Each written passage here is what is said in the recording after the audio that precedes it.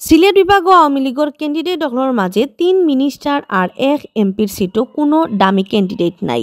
আর সিলেট 1 আসন দলের ক্যান্ডিডেট পররাষ্ট্রমন্ত্রী ডক্টর A.K. আব্দুল মেমনের উল্টা হারাইছেন দলের আগর সেন্ট্রাল সাংগঠনিক সম্পাদক মিসবাউদ্দিন সিরাজ। গেছে বৃহস্পতিবার আসিল নমিনেশন পেপার জমা দেওয়ার শেষ দিন। রবিবার সকল ক্যান্ডিডেটর জমা দেওয়া পেপার যাচাই বাছাই করা হয়েছে।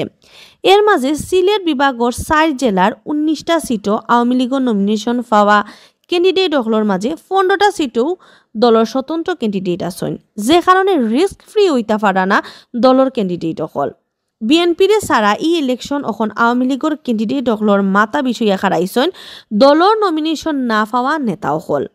ইফির আওয়ামী লীগ তাকে স্বতন্ত্র মানে দামি ক্যান্ডিডেট ওয়াত কোনো কড়াকড়ি নাই, যে কারণে নমিনেশন না পাওয়া বাক্কা নেতাও হলু ইফিরা ইলেকশনও হারাই গেছেন। ইলেকশন শক্ত করার লাগি দল তাকি ই সিদ্ধান্ত লওয়া হয়েছে করি জানা গেছে।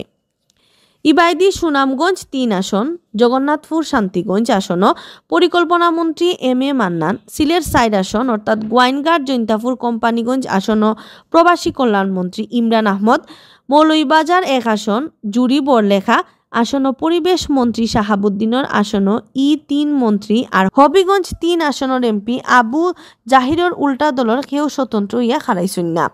এর বাদেও সিলেট 1 আসনও আরেক লাখান হয়ে গেছে। ই সিটও স্বতন্ত্র ক্যান্ডিডেট হইয়া খাড়াইছেন আওয়ামী লীগের আগর সেন্ট্রাল সাংগঠনিক সম্পাদক মিসবাউদ্দিন সিরাজ। ইলেকশনও মুখামুখি হওয়ার ফতে ই 2 পাওয়ারফুল নেতা, যে কারণে ই সিটের বুটাবুটি লইয়া বুটার অকলের মাঝে মাতকতা চলের। 12 বছরের রিপ্লেসমেন্ট গ্যারান্টি নিয়ে তানভীর মেটালি প্রথম বাংলাদেশে। তানভীর মেটালের স্মার্ট পণ্য ব্যবহার করুন, স্মার্ট হন। ইবাইদি সুনামগঞ্জ 3 আসনও কোনো চ্যালেঞ্জ করা লাগে না আওয়ামী লীগের ক্যান্ডিডেট পরিকল্পনা মন্ত্রী M.A. মান্নান রে। ই আসন মন্ত্রী ছাড়াও আরো 4 জন আওয়ামী লীগের নমিনেশন চাইছিলা, কিন্তু যারা নমিনেশন পাইছেন না তারা আর নমিনেশন পাওয়া মান্নান সাবর উল্টা হারাইছেন না। মান্নান সাবরে জিতানির লাগি তারা এক হইয়া এখন কাম কররা। অন্য ভাই একটানা 4 বার এমপি হওয়া পরিবেশ মন্ত্রী শাহাবুদ্দিনের আসন ই দলের কোনো দামি ক্যান্ডিডেট নাই। ই সিট আওয়ামী লীগের শাহাবুদ্দিন ছাড়াও ইলেকশন করার লাগি নমিনেশন জমা দিয়েছেন জাতীয় পার্টির আহমদ রিয়াজউদ্দিন, তৃণমূল বিএনপির আনোয়ার হোসেন মঞ্জু, কাজী মইনুল ইসলাম আর ব্যবসায়ী ফারুক আহমদ বান্ডারিয়ে। ই সিটও 4-5 জনে আওয়ামী লীগের নমিনেশন চাইছিলা, নমিনেশন না পাওয়ায় এইটাইন হয়েছেন নাও মার্কা উল্টা ইলেকশন করার খেয়াল তার মাঝে নাই। দলের ক্যান্ডিডেটের পক্ষেও তারা কাম করবা।